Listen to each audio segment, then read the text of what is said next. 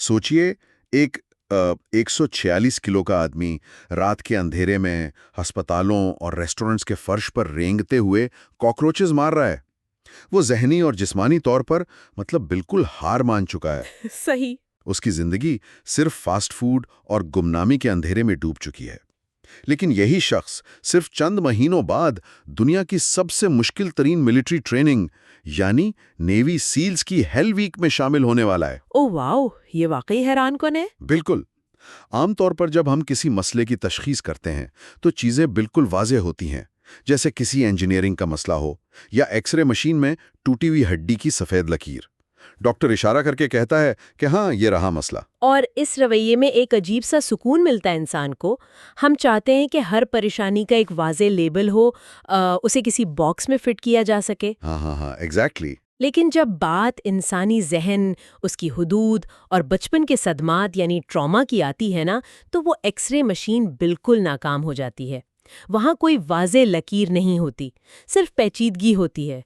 यही वजह है कि आज के इस तफसीली मुताले में हम एक ऐसी तहकीक का गहराई से जायजा ले रहे हैं जो इंसानी हुदूद की आम तारीख को बिल्कुल झंझोड़ कर रख देती है। शुरुआत में एक बड़ा ही दिलचस्प हवाला दिया गया है। अच्छा? हाँ, MIT के एक मशहूर प्रोफेसर का नज़रिया था कि हर इंसान की एक जेनेटिक सीलिंग होती है, यानी हमारे DNA में हमारी काबिलियत की एक आखिरी हद पहले से तयशुदा है और हम चाहे जितनी भी कोशिश कर लें उस हद को पार नहीं कर सकते। ये नज़रिया सुनने में बड़ा मंतिकी लगता है, क्योंकि ये इंसान को एक आसान रास्ता देता है। मतलब अगर मेरी एक जेनेटिक हद है तो नाकामी की सूरत में मेरा कोई कसूर नहीं। बिल्कुल सही। फिलसफी हेराक्लिटस के एक जंगजू वाले कौल को सामने रखा गया है। वो कौल क्या है असल में? हेराक्लिटस कहता था कि अगर 100 लोगों को जंग के मैदान में भेजा जाए तो उनमें से 80 तो वहां होने ही नहीं चाहिए थे, वो सिर्फ निशाना बनने के लिए हैं। 9 असल लड़ाके हैं जो मुकाबला करते हैं और उन सब में सिर्फ एक अकेला, एक शख्स असल जंगजू होता है जो बाकी सबको वापस लाता है। जबरदस्त।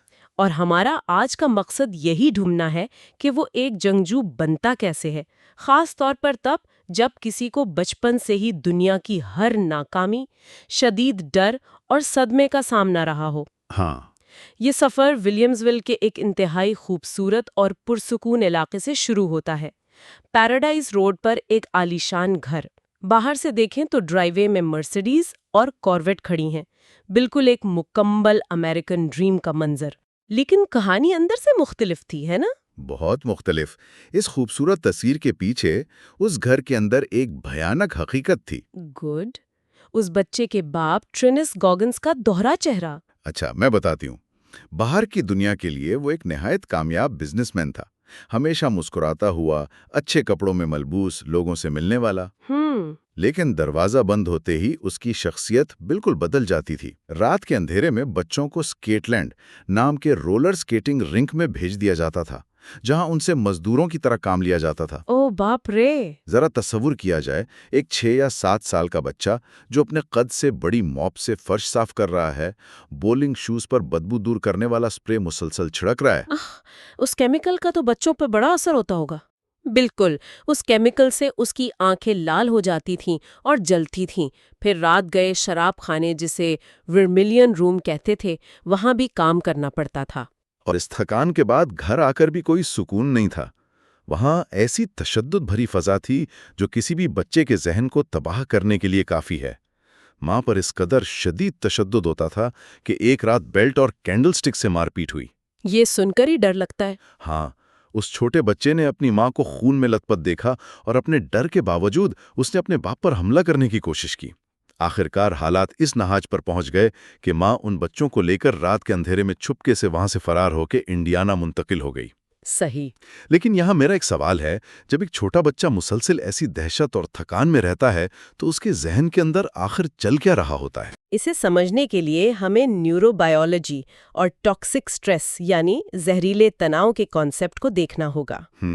Toxic stress. हाँ, आम हालात में अगर इंसान को खतरा महसूस हो तो दिमाग का एक हिस्सा, जिसे एमिगडाला कहते हैं, वो फाइट और फ्लाइट यानी لڑو یا بھاگو کا الارم بجا دیتا ہے، جس میں کورٹیسول اور ایڈرینلین جیسے ہارمونز بھر جاتے ہیں تاکہ آپ خطرے سے نپٹ سکیں۔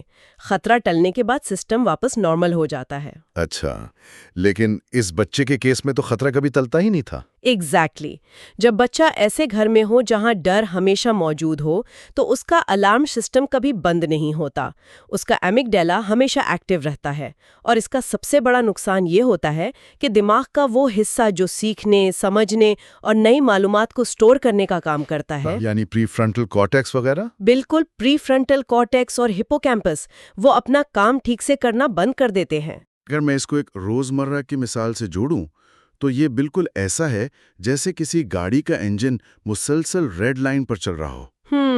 اچھی مثال ہے۔ یعنی آر پی ایم میٹر ہمیشہ آخری لال حد کو چھو رہا ہو۔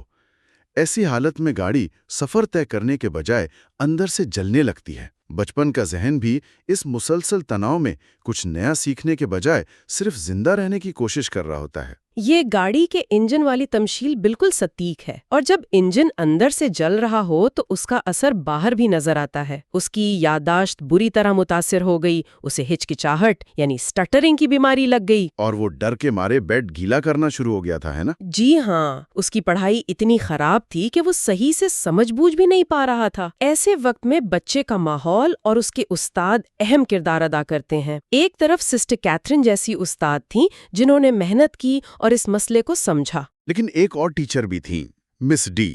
ہاں، مس ڈی جیسی استاد نے اس ذہنی مسئلے کو سمجھے بنا بچے کو احمق سمجھ لیا۔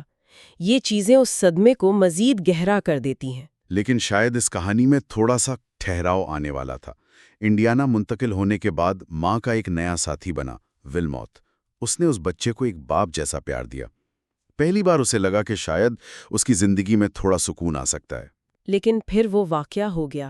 ہاں، پھر گراج میں، جسے وائٹ لائنز والا گھر کہا جاتا تھا، کسی نے ولموت کو گولیاں مار کر قتل کر دیا، اور وہ بچہ واپس اسی اندھیرے میں گر گیا۔ صدمے پر صدمہ، اور اس مرتبہ اس اندھیرے کا رنگ تھوڑا مختلف تھا۔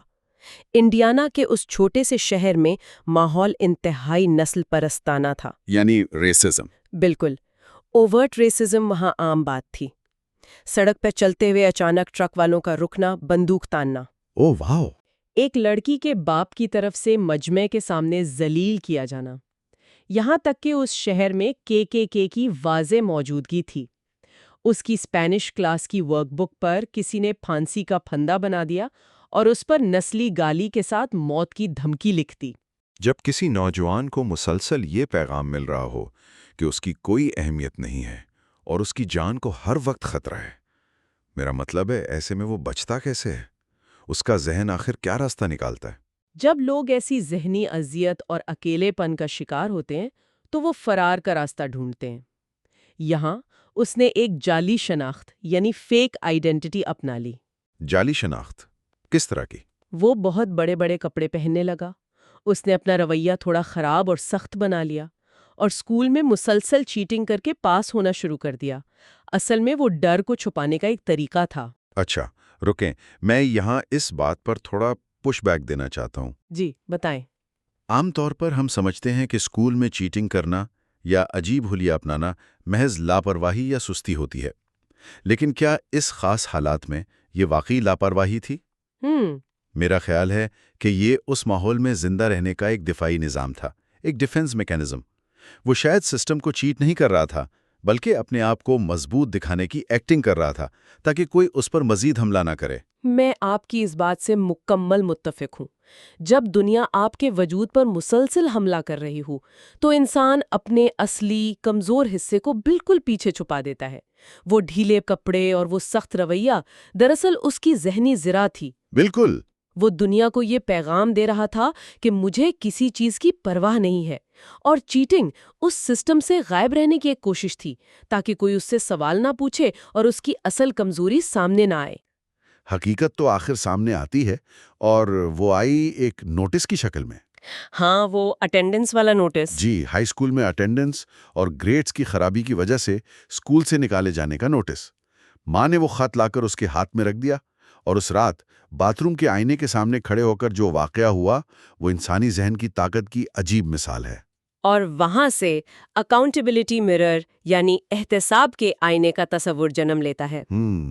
اس نے شیونگ کریم لگائی اور اپنا سر منڈوا لیا۔ اس کی وہ فیک آئیڈینٹی اس نے اپنے ہاتھوں سے تباہ کر دی۔ اپنی گاڑی سے وہ فزی ڈائس نکال دیے، وہ بڑے کپڑے پہننا چھوڑ دیے۔ اور پھر اس نے اس آئینے پر پوسٹ-اٹ نوٹس لگائے نا؟ بالکل، آئینے پر پوسٹڈ نوٹس لگائے اور خود کو سچائی بتانا شروع کی کہ تم بے وقوف ہو، تمہیں ٹھیک سے پڑھنا نہیں آتا اور تمہیں سلسلہ وار محنت کی ضرورت ہے۔ یہ بہت عجیب ہے۔ ایک شخص جسے اصل میں صدمے کا سامنا رہا ہو، وہ خود پر اتنا سخت کیوں ہو رہا ہے؟ میں سوچ رہا تھا کہ وہاں تو اسے خود سے ہمدردی کرنی چاہیے تھی۔ کیونکہ اسے سمجھ آ چکی تھی کہ موٹیویشن یعنی تحریک بہت وقتی ہوتی ہے، آج ہے کل نہیں، لیکن اصل تبدیلی احتساب سے آتی ہے۔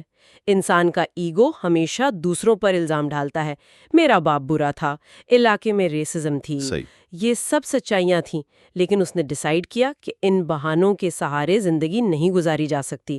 نتیجہ یہ نکلا کہ اس نے اپنی چوتھی جماعت کی ریڈنگ لیول کو صرف 6 مہینے میں لگاتار کتابیں ہاتھ سے لکھ کر اور حفظ کر کے ہائی اسکول سینئر لیول تک پہنچا دیا۔ ڈر اور نفرت کو اپنا جیٹ فیول بنایا۔ اگر میں اس اکاؤنٹیبلٹی مرر کا تصور پیش کروں تو یہ کسی نرم دل دوست کی طرح نہیں ہے، بلکہ یہ ایک بے رحم اور سخت آڈیٹر کی طرح ہوتا ہے۔ ہاں بالکل، آڈیٹر کی طرح۔ ایک ایسا آڈیٹر جو ایسی سچائیاں اگلتا ہے جنہیں لوگ ہمیشہ قالین کے نیچے چھپاتے ہیں۔